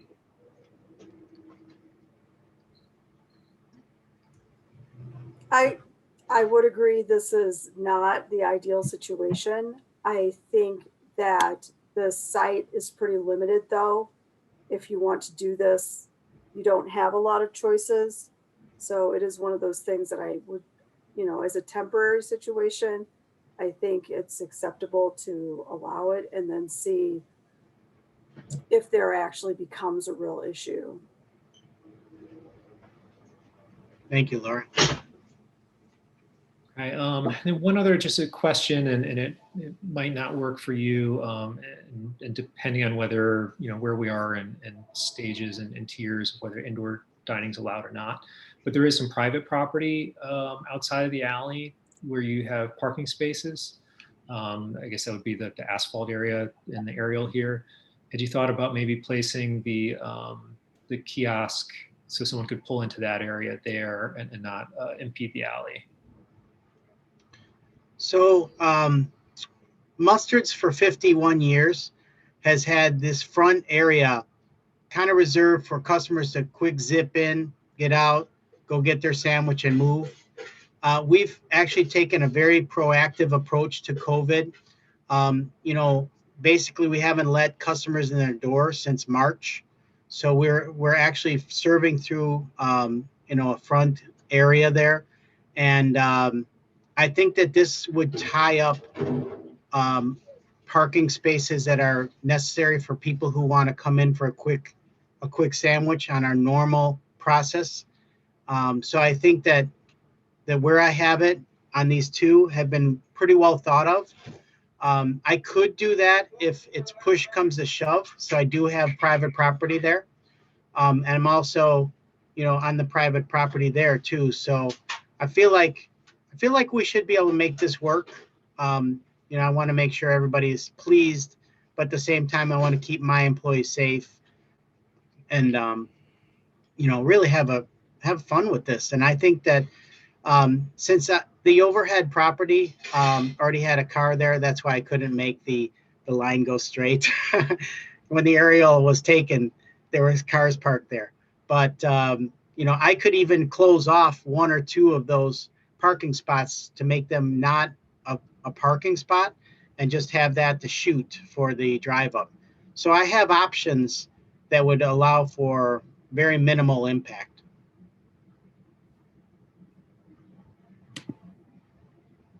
Scott, this is Paul Zalmazak. Can I have just 1 minute? Yes, please, Paul. Thank you. Is my video on? I'm not seeing it on my. I can see you and hear you. Okay, thank you. I just wanted to share just a quick update. We did send half of the aldermen sent a letter to the neighbors on Eastwood. Approximately 53 letters were sent. And I'm not sure if you noticed in your notes, but Alderman Ravel reported that I think she received 10 comments. 9 of them were supportive of this on a temporary basis. I just wanted to make sure that you were aware and for the record that the neighbors were made aware and generally supported. I'll leave it at that.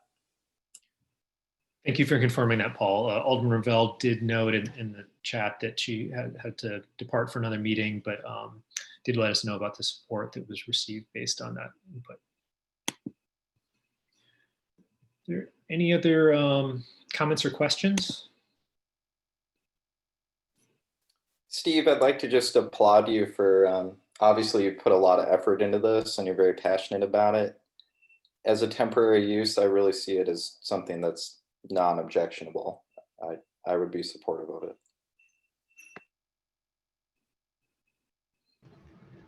Thank you, Cade. Appreciate you. Okay, with that, is there a motion take into account that 180 days from today, that being May 17th, 2021? I'm about to make a motion. I do think, I want to put in the notes that I do think this is a temporary solution, not a permanent solution, that it's important to look at the 180-day clause on this with the understanding that this is the need for this is being generated by the pandemic, and the pandemic may not be resolved in 180 days. But I guess I would say I'm going to vote for this, but my voting for this is purely based on this is a temporary solution for a business during a global pandemic. This is not a good permanent solution for the site. But having said that, I also would applaud the amount of work and effort that the owner has put into this. And I think that it is worth supporting this business and helping them see through this really terrible time. So with that, I will make a motion for positive approval of preliminary final review. Is there a second? Yes, second. Sure. And the motion, sorry, Laura, you might have mentioned this, at this point limited to 180 days and limited to 180 days with review of the deadline related to the ongoing economic crisis related to the pandemic. Thank you. Good. Motion and a second. Mr. Griffith, if you could call the roll, please.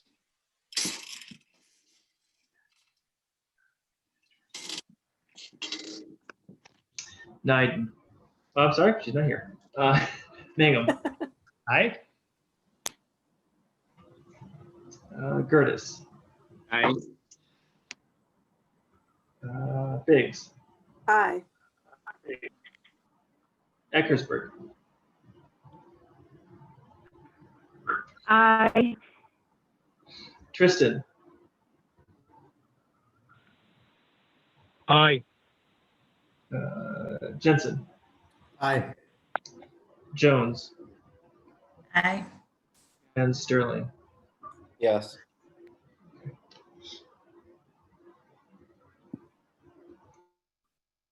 Okay, the motion passes. All right, the final item on our agenda is a concept review at 1601 Sherman Avenue. Is the applicant or representative here to speak on the item? Great. Yes, it's Katie Genke-Dale from DLA Piper. Great to see all of you. We'll be quick because I know this has been a long meeting, but I'm joined here today by Jeff Shapak from Shapak Partners on behalf of the ownership. We also have our architects and the rest of our team here. As the agenda says, this is a renovation of the exterior and the interior of a building that you see on the screen. Could use some TLC, I think we could all agree.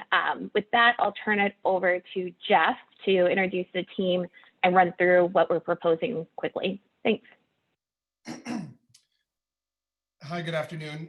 I'm Jeff Shapak from Shapak Partners. I'm joined today by Gabe Escaba and Connor Poor, as well as our architects at ESA. We have on with us both Walt and Jacob. If it's appropriate, am I able to walk you through these plans? Sure.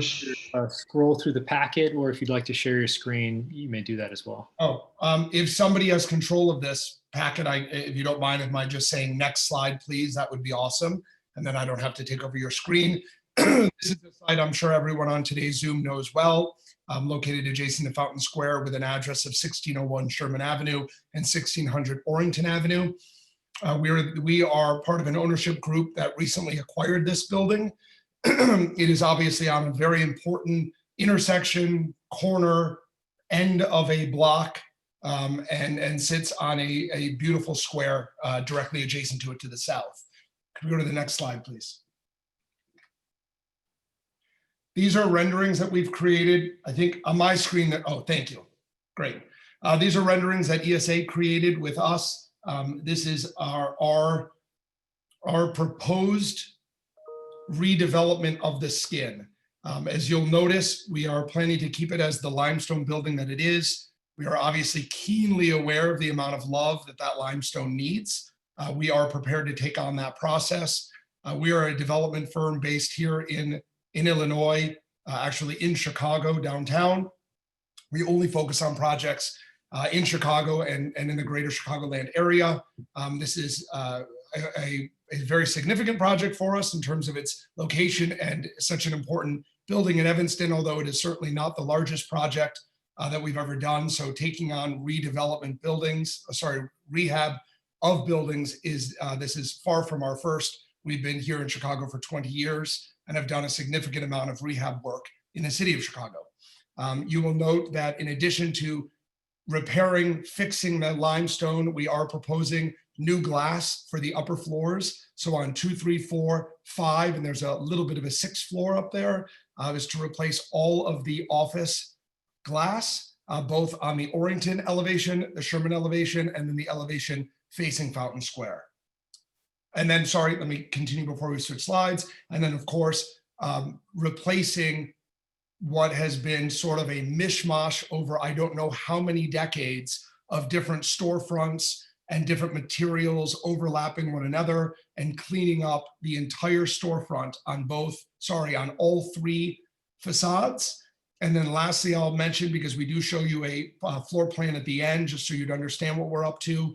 We are planning to relocate our elevator core. It is currently what I would say ill-located on Sherman Avenue, right where we would want a strong retail base. We have an elevator core sitting there, and it's eating up a majority of the sort of midsection of the building on Sherman all the way to the north to the end of our property line. And we intend to build a new core, which will actually be on the north side of the building, and then remove this core in order to have a clean retail presence on the ground floor. Next slide, please. Oh, sorry, these are even better to see what I was referencing.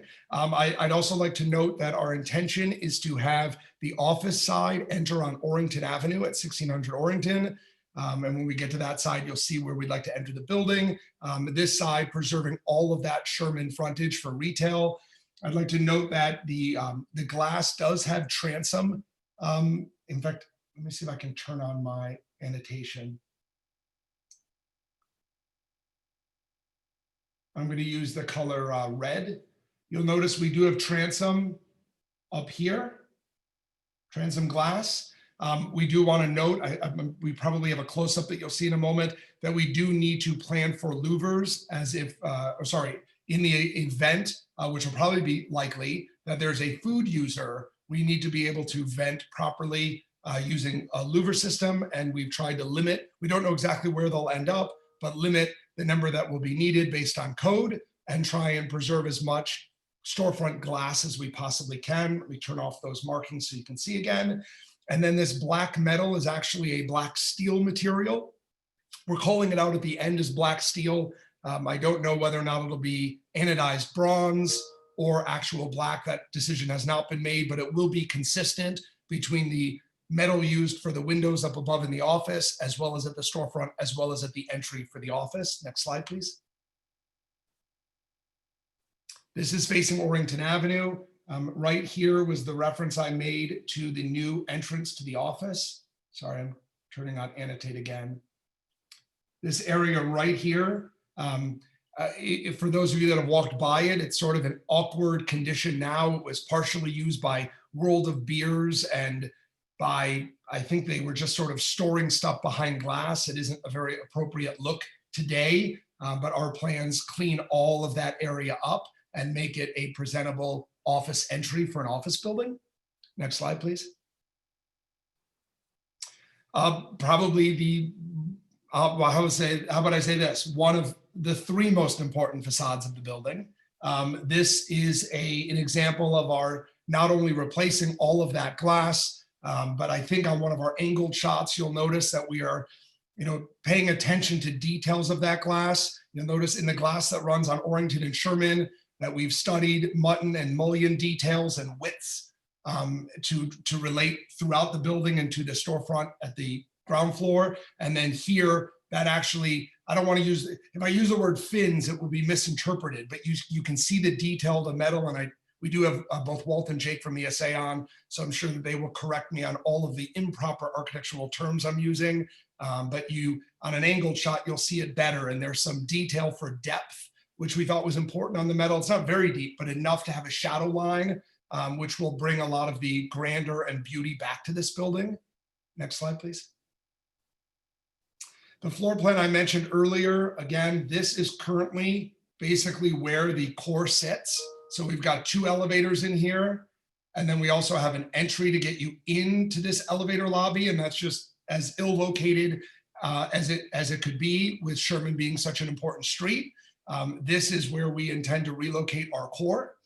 Let me close that off. This was the entry I made reference to for the entry of the office building coming into the two elevators. There will still be access for the office tenants to be able to come out onto Sherman, run to grab a cup of coffee, shop, etc., exit onto Sherman, but the main entry will be on Orrington. And then we have planned currently for 2 tenants on the ground floor. It could turn into 3 tenants, but currently our plan is a 2-tenant floor plan at grade, and then a very clean open office floor plate for the office floors above. Next slide, please. Elevations just showing more detail, and ESA calling out a lot of the detail that I've made reference to, and I'm sure I've used some wrong terms. Next slide, please. Jeff, sorry, while you're on this slide, if I could interrupt you here, I think this is, from my understanding, this is the elevation where there's the most change, at least to the upper level of the facade. If you could just clarify that or let us know where the new windows are going in, where it's currently limestone. Well, I'd like to currently make reference that I think right about here, and we can go back to an existing photo that was at the beginning that Dapper included. We've cleaned up these windows. I think it's on 2 of the floors, but we'll be able to see quickly because it sort of, it follows the floors above, and then it does sort of this odd condition. And then up here, what we've done is this is an old elevator overrun for the elevators that were sitting right here. We intend to use that space. It's sort of elevator overrun storage and other space that had been used by previous tenants.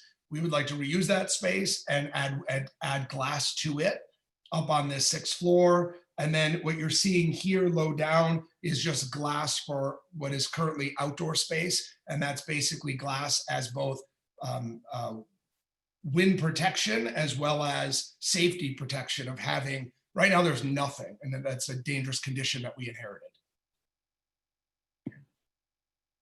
Thank you for those clarifications. Next slide, please.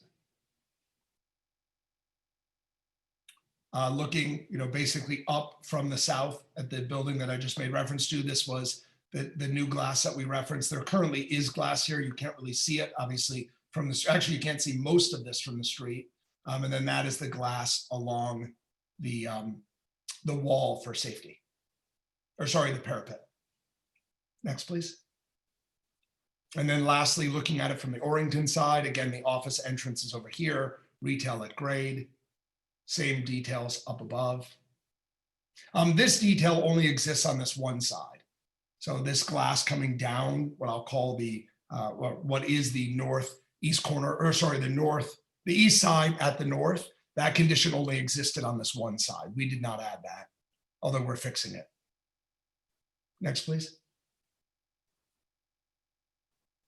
And lastly, this is our last slide, and this is ESA is calling out each of the materials. Again, we're using the word black in terms of storefront and black aluminum, black steel. The answer is it will be dark.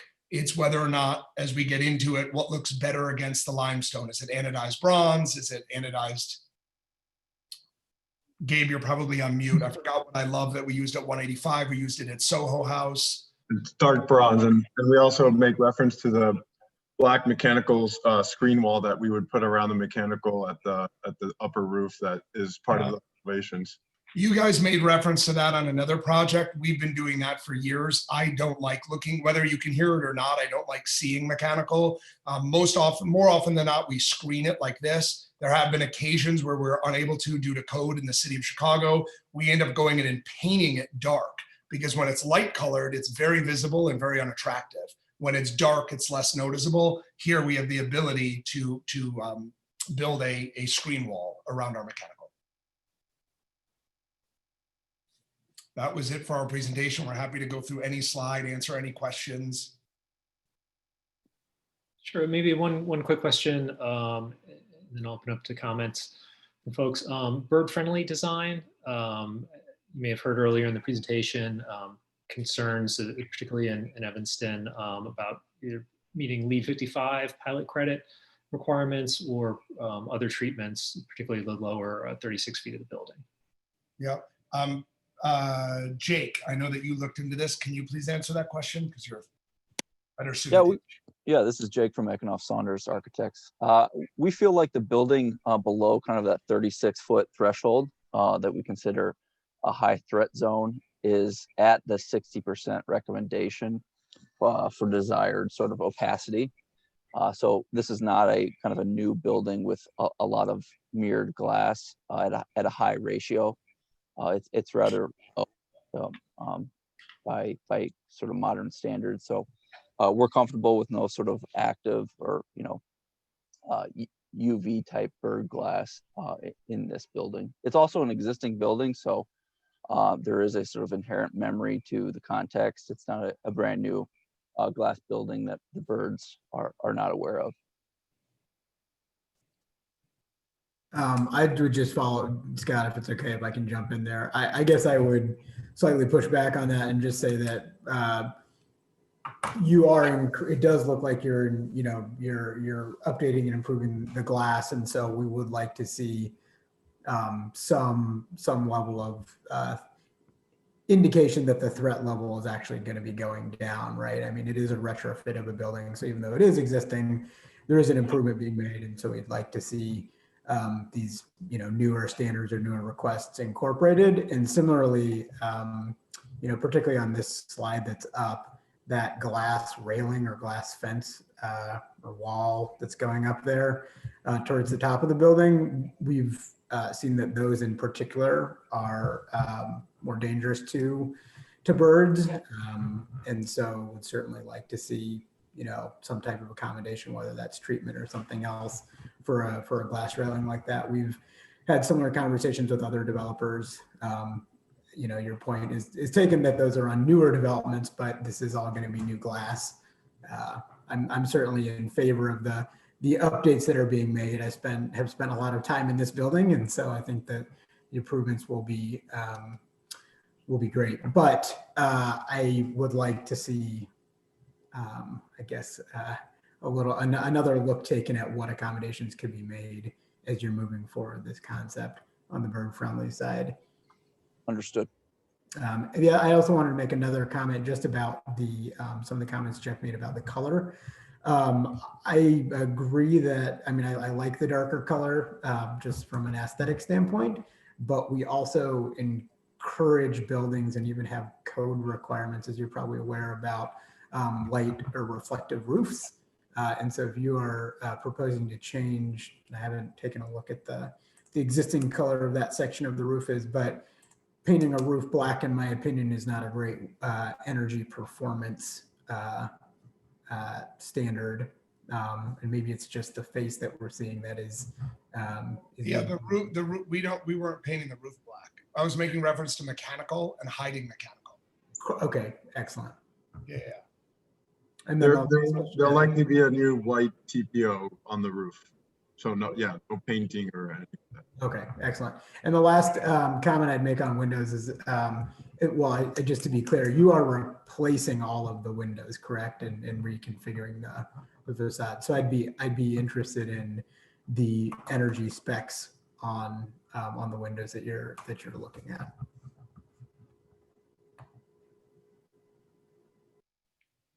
Thank you, Kumar. There are other comments from the committee. Yes, I'll go next. I'm going to reiterate Kumar's comments about the bird-friendly glass.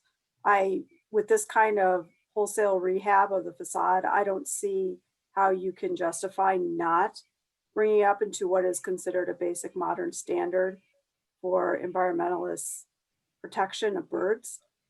So that is something that I think we're going to be looking for.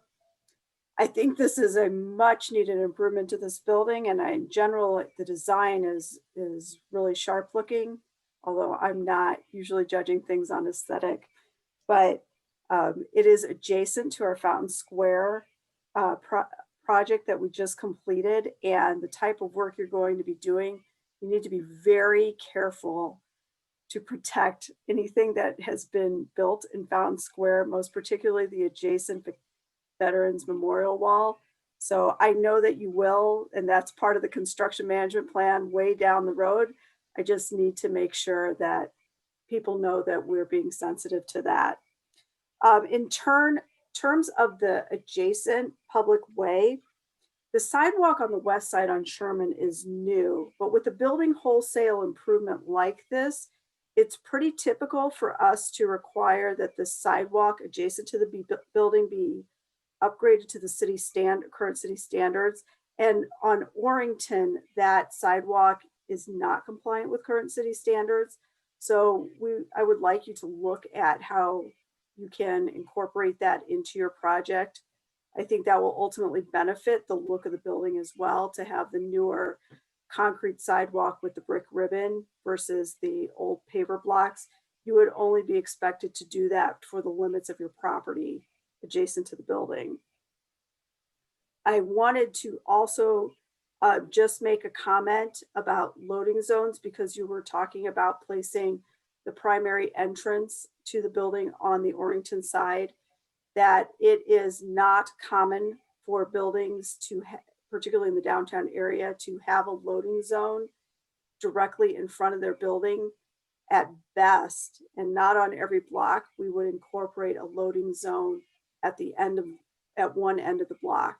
So I'm just trying to manage expectations that we would not be, as staff, we would not recommend putting a loading zone in front of the building on Orrington side. But overall, I'm sorry, I've just like said a bunch of negative stuff, but overall, I'm really pleased to see that this building is getting this makeover and really bringing it up to a classier, nicer standard than what it currently has. Thank you, Laura. Yeah, just one comment. One of our previous items was for Church Street Plaza. It was a unified business center plan, so which is pretty much just a master signage plan for the building and the tenants. So with the renovation of this building, it may be an opportunity to create that UBC for those purposes.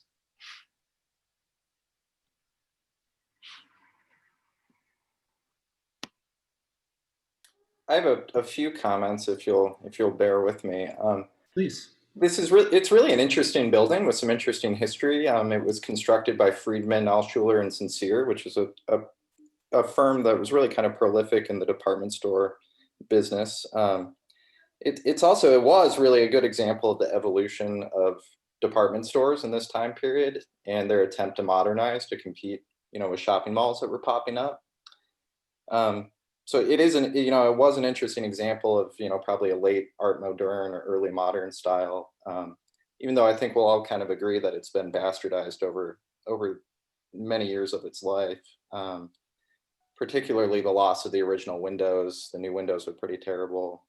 And then the storefront level modifications really impacted its integrity.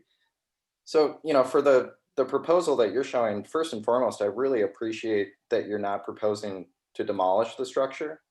And I think that your planned investment ensures its existence into the future, which is great.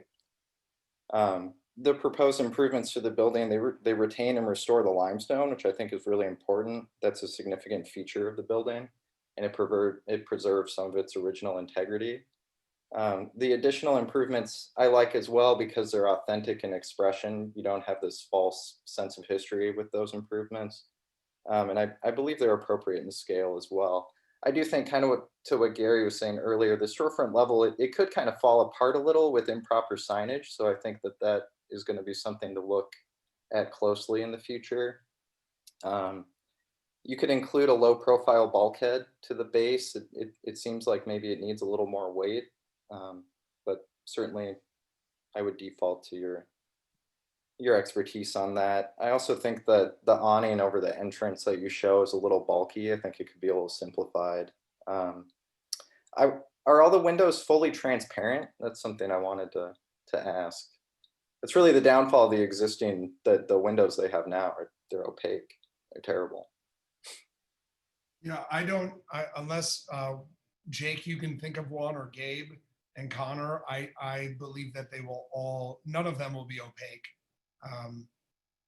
We do at the south facade plan to incorporate spandrel or shadow box glass units because we are bypassing the slabs to really express the verticality of that facade, and a bookend the Fountain Square plaza there. So it's important for us to not interrupt that with a black metal panel, but sort of keep continuous that expression of glass. Yeah, I think that's appropriate. I wondered too if you could talk a little bit about the north elevation. It's really a large blank facade on the north, and I think it'd be nice to propose something to activate that facade. I don't know if that's a mural, some kind of placemaking. Kate, I'm glad you brought it up. We had a drone flown over the building to be able to see that side of it. I mean, of course, you could go stand outside and see it, get a drone image taken of it, and there was an old mural that was up there. Very cool. We would very much love to paint a mural up there. We do that all over our projects in the city of Chicago, specifically in Fulton Market. We have murals on almost every single project we've ever done. It is going to require us to probably notify the city to do it, but also to deal with our neighbor because we will be over their lot line on a swing stage to get to that wall. So we haven't met that neighbor yet. We will.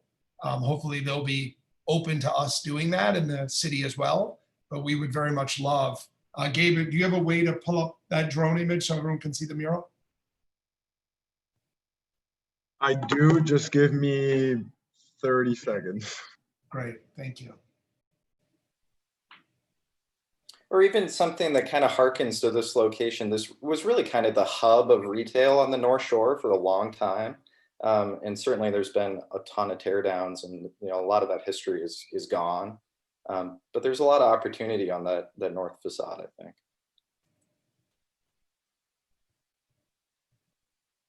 I agree. I think it is very visible. And it looks like there's probably brick on that facade as well. Yeah, you see my screen? Yep. Yes, great, thank you. Yeah, so it's all brick with a few remaining panels of limestone at the, call it, perimeter. And then you can see the shadow where Jeff was talking about. At some point there was already an old mural here. I was trying to figure out what it said, but couldn't make it out.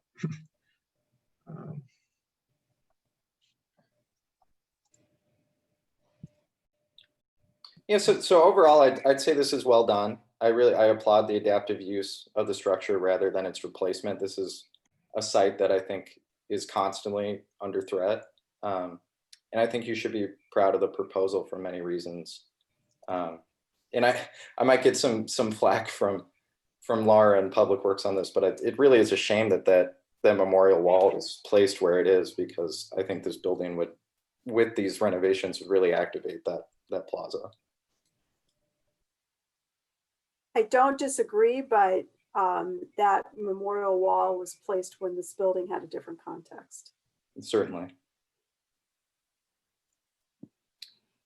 Thanks, Kate. Kumar, I think you had another comment.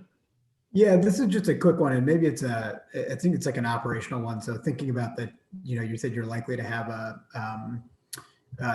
food related tenants on the ground floor there. I was curious, I have a vague recollection that the garbage dumpsters for that building are like wheeled out and set on the curb for collection. And I was wondering how this reconfiguration would relocate where the garbage, where that's going or where those containers are right now. If you have any sense of that. Yeah, well, unfortunately, we don't have access to an alley. And we have existing conditions that we, inherited. If we could pull back up, whoever had the screen control for our plan, if you'd please pull that back up, that would be great. And I can show you where we're currently drawing a space for garbage that won't just be basically in a stairwell.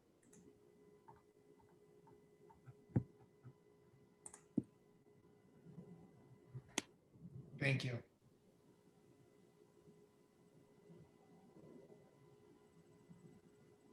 If we could go down to the ground floor plan, please. It's coming up on the right-hand side. Oh, sorry, left-hand side of that screen.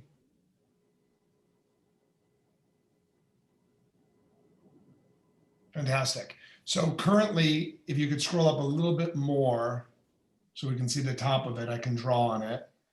Currently, the inherited conditions that we have is that the garbage is sitting right about here and it gets wheeled out through that. And I think that's what you're referring to, Kumar. It is our plan to relocate and build a proper trash enclosure. Let me actually delete my drawing so you can see it better, and then actually create storefront experience such that we can make it look as if it's part of the storefront, but you don't have to look at it or see that. Right? You're not going to be looking in and seeing the garbage. Right. And then the plan is that on garbage day, we will have the entire building now using the same garbage company, and they will have access to a code to open it up, take the garbage, dispose of it, return everything, and lock the door. Got it. Okay. Thanks. That's very helpful to see.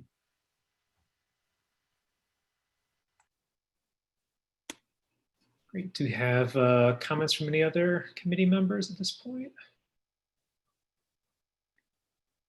I guess I'll just wrap with a couple comments. Again, this is concept review, so there's no action that needs to be taken today. But again, I think it's a vast improvement from the existing condition of the building. The ground floor is much more authentic, to use those words. Getting rid of that kind of fake stone down there is a great improvement. Opening it up and relating it to the upper floors of the building is a vast improvement in my estimation. So I think this is a good project. And then if committee will give me just a few seconds of liberty here, this will be my last meeting at Dapper in Evanston, taking on a new role as the community development director in Lincolnwood in a couple weeks.